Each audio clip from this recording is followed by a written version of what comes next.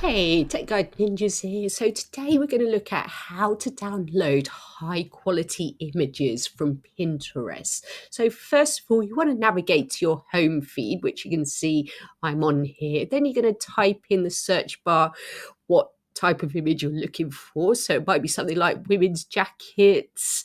So let's have a look what comes up. So I'm going to have a scroll down and find an image that I like.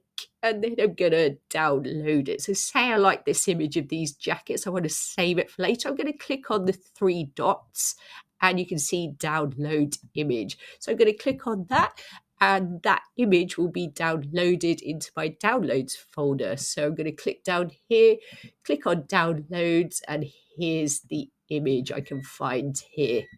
Hope that was helpful. Please give the video a like and subscribe to the channel, and I will see you soon.